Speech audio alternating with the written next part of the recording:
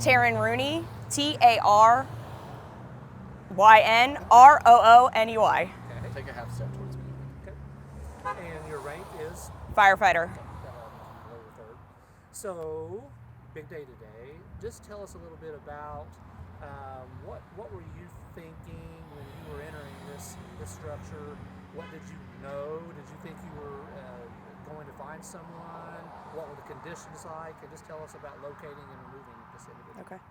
So we were assigned ventilation and had set up our chainsaws and ladders when a occupant or someone who had resided in that building informed us that there was still someone in the back of the house.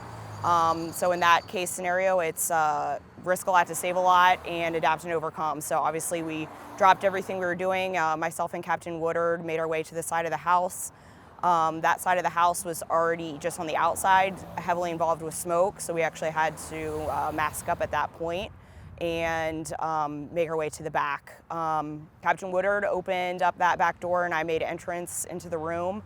And that's kind of when that training and instinct took over of, it was smoky, pitch black, you couldn't see anything, but making my way along the left side of the wall, found a bed and with the individual on top of the bed.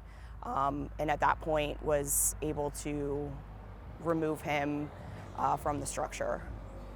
How did that work? How many of you were in the room at the time, and how did you actually get him off of the bed and outside? It was myself and Captain Woodard.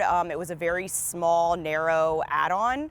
You actually could not access that add-on from the main house. You had to go through the one and only access door that we had entered through. Because of the restricted access, Captain Woodard was unable to get past me to assist. So I removed the victim and drug him out myself until we got to the threshold, at which point myself, Captain Woodard, and Corporal Burrell were able to pick him up and carry him to the front of the house with some assistance from some other firefighters too as we made our way back. How long have you been a firefighter here in Oklahoma City? Since March 6th of 2020, so a little over a year and a half. And that's Will you answer that one again, but say I've been a firefighter? Yeah. Yes. Yeah. Yep. I've been a firefighter since March 6th of 2020, so a little bit over a year and a half. And that's a relatively short career so far. This is a big deal. This is why we're in this business, to save lives and property. What does that feel like today? I think it's surreal at this point.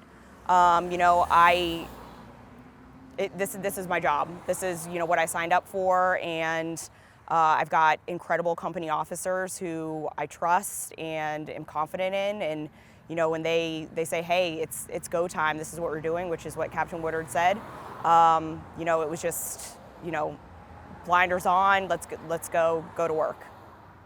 Perspective. What was going through your mind in this situation, and you just kind of walk us through the rescue and kind of how that went from your perspective. Whenever we first arrived on scene, Battalion Chief 605 was in command. He assigned us ventilation off the bat. So we had just got done laddering the building, and at that point in time, that's when a home occupant came up, somebody that resided in the residence, and told us that there was somebody located in the back part of the structure. So at that point in time, obviously our tactics changed and our priorities changed, and we were reassigned search, and we went around the back side of the home since we did have a known location of where the victim was, and decided to do a targeted search at that point. And we forced entry into the back door of the home. Ended up being an add-on. We didn't know it at the time, but we forced our way into the bedroom, and then that's where firefighter Rooney found the victim, and then we was able to extricate him and get him out. Once the patient's outside, what is the condition of that patient, and what did we do to assist at that point? Yeah, as soon as we found him, I got on the radio, notified command, and then he was able to get engine 19 back there, kind of staged with medical equipment waiting for us. And at that point, we got him outside. It was still the conditions were still pretty smoky and hazy, and we determined it'd be better if we took him out to the street, get him into more fresher air. That way the conditions wouldn't be as harsh on him. So the remainder of Ladder 25's crew and some other personnel moved him out to the street, and IMSA was actually there waiting on us with their cots. We was able just to load him directly onto the cot. Say and spell your name and rank and all that. Okay, first name's B.O., last name's W-O-O-D-A-R-D, and rank is captain.